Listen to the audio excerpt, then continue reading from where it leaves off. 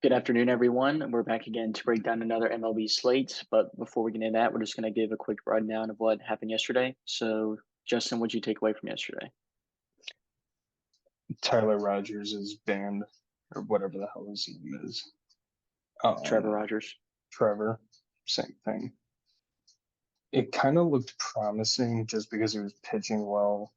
Um, Goldschmidt was brutal, so we ended up going with two Arizona guys, um, two Cardinals guys. Wait, yeah, sorry, two Cardinals guys, two Arizona, three Philly. Craig Turner was hot. Schwarber went 0 for 4 against a crappy White Sox team. Don't know how that happened. Contreras is actually playing good baseball.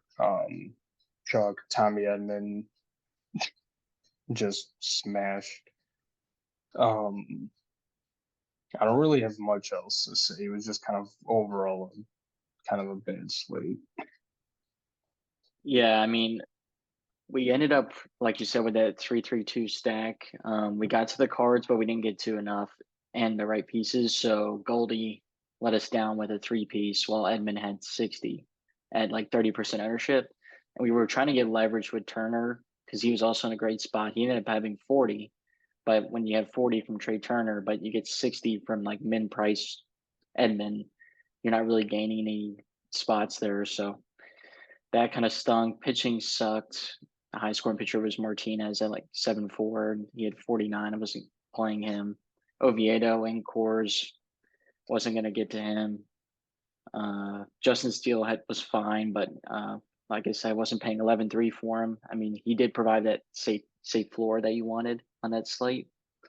I think the top line had St. Louis, Pittsburgh, which was the two chalkiest stacks on the day. So when you try to get contrarian for tournaments and the chalk hits, you're just bound to lose. I mean, the line was like 160 something, which is really high for MLB. So looking forward to today's slate, even though I looked at pitcher and like immediately closed the app. It looks disgusting.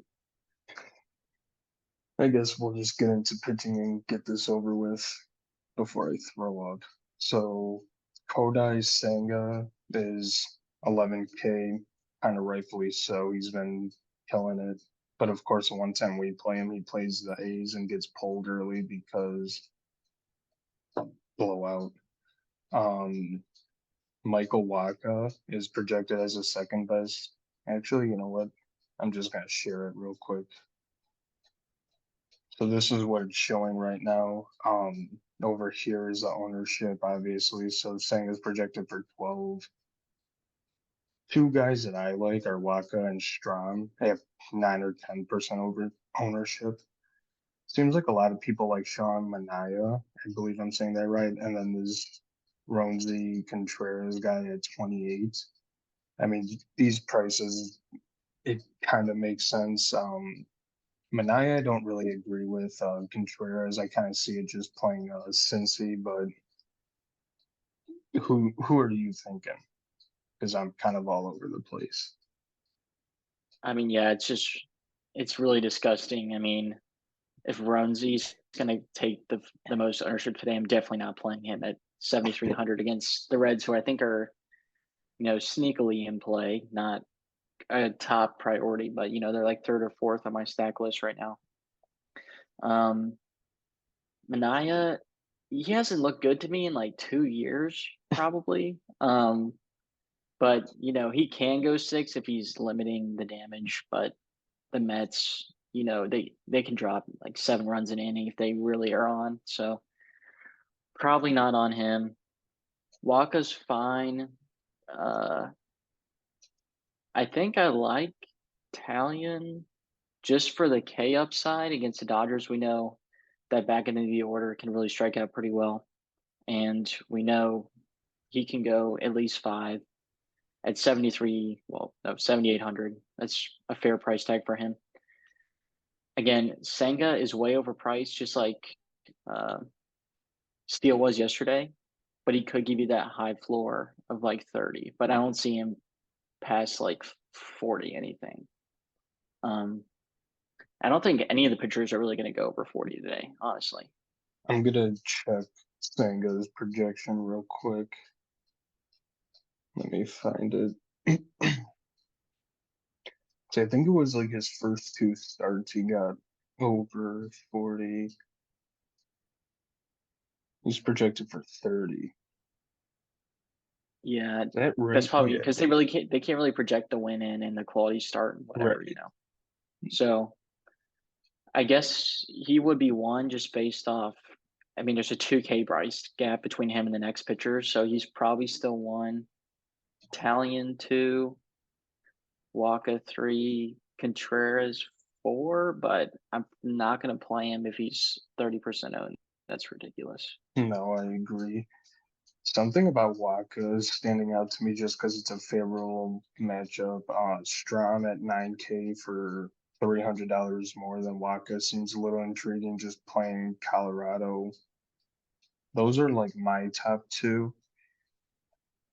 I guess if you want to be safe, go with Senga, but eat up that price and just realize that you're gonna have like kind of sort of crappy bats. I guess you might have to go a couple like cheap guys around the 2,500 range or lower to, spend up and get better bats. But Strom and Waka seem like kind of the top two for me. Tyone, I don't really mind as much.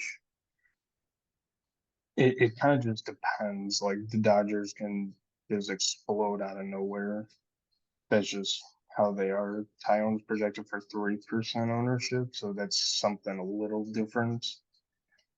Yeah, Waka 9%, Strom 10%. So Yeah, and mm, I think this is more of a slate to just prioritize your bats and see where you land at pitcher because I don't think any of the pitchers really stand out that well. Um, Pricing is abysmal, so I'm gonna just prioritize my top two stacks and then go from there. yeah, I agree. This is just terrible. It's kind of like I guess you can make a case right now that Senga is like he's not an ace, obviously, because of Scherzer, but he's up there now, and it's like one ace and then just a bunch of scrubs or somewhat okay guys. Ready to get into stacks. Yep. I almost threw up 3 times just talking about pitchers. I'll show stacks real quick. So this is the top stacks right now: the Dodgers, Padres, Cubs, Phillies. All you can kind of decide to like maybe San Francisco and Colorado. You can kind of make a case for almost all of these, I guess. Earlier this morning, this was flipped. Dodgers were second and the Padres were first. Um, Fernando Tatis is back and he is projected for 40% ownership at um what's his price? 4,500. I don't think we're gonna play him at all, but DraftKings he's 2K, so if you play on DraftKings, match that 120%. What kind of are you looking at any game stacks or is there a stack over kind of like mid to bottom that isn't picking up as much love as you think? So right now, my rankings are pretty much the same, except I'm skipping over the Padres for now. I don't like the pricing that much, and Tatis getting that much ownership at what is he 4,500 is kind of ridiculous.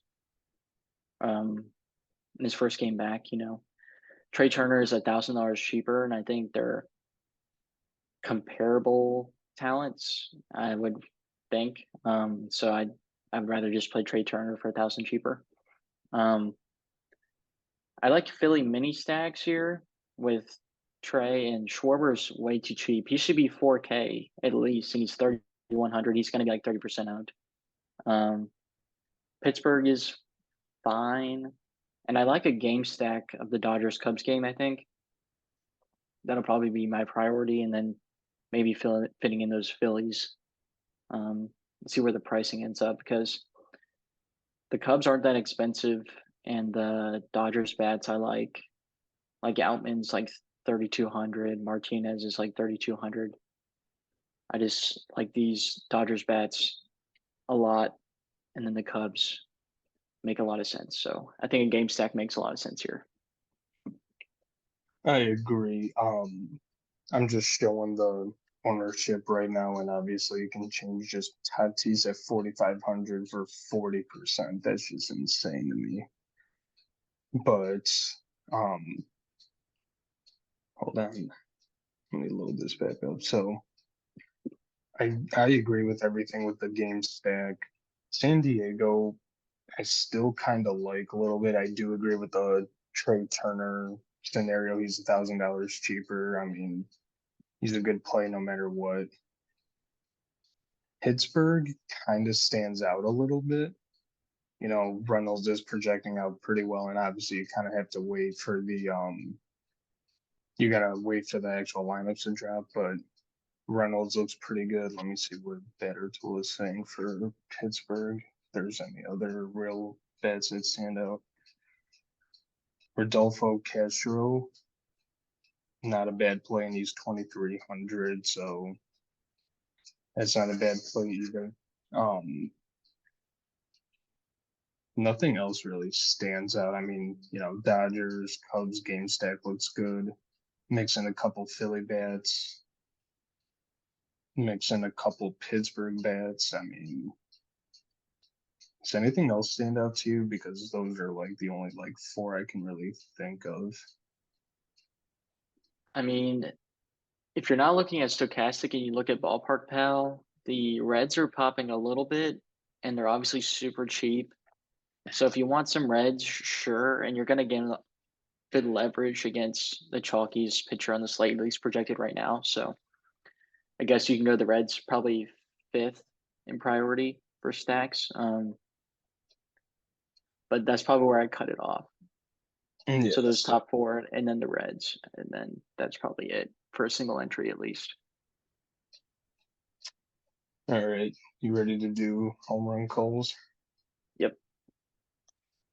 I'll start it off. I'm gonna go Freddie Freeman. Who's the other one? I'm gonna go Freddie Freeman, PJ Friedel, and I'm gonna go Mike Trout. Okay. I'm gonna go Muncy, Ian Happ, and Rizzo. And I think Rizzo is in the early slate, so got to put that in early. Yeah, that game starts in about 3 hours. So you have some time, but it's rather get it in before if the Bucks actually like take them down and all that. I think that's pretty much it. You got anything else to add? No, that should be it. Just make sure to check the description for Stochastics tools, and make sure to like and subscribe, and we'll be back here tomorrow.